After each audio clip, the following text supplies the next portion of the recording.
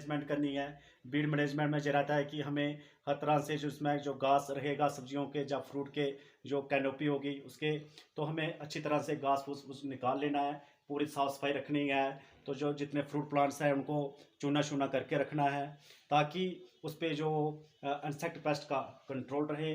तो इसी को लेकर हमारा डिपार्टमेंट ऑफ हार्टिकल्चर जो भाई हम जब वर्मी कंपोस्ट का हमें इस्तेमाल करना है उसके लिए वर्मी कंपोस्ट देता है। वर्मी कंपोस्ट यूनिट यानी कि वर्मी कंपोस्ट यूनिट के लिए 50,000 रुपया सब्सिडी देता है।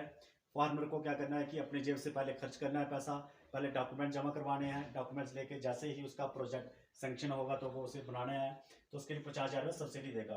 50,000 सब्सिडी देने से पहले उसे पूरा तैयार करना है। उसकी लागत जो वो 1 लाख से ऊपर आएगी। 1 लाख से ऊपर उसका पूरा खर्च करना है तो 50,000 रुपये सब्सिडी उसके अकाउंट में आ जाएगी।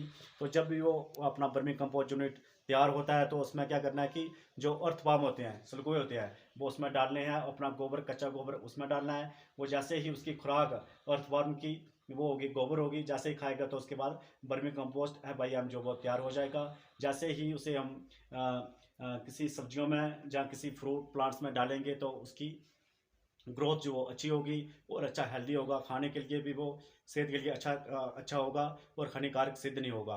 तो इसी को लेकर पेस्ट कंट्रोल के लिए ये रहता है कि हमें नीम की खली और नीम का ऑयल ही हमें जो यूज़ करना है, चाहे वो सब्जियां होंगी चाहे वो फ्रूट है। यानी कि फर्टिलाइज़र का हमें बिल्कुल भी नकारात्मक यूज़ करना है।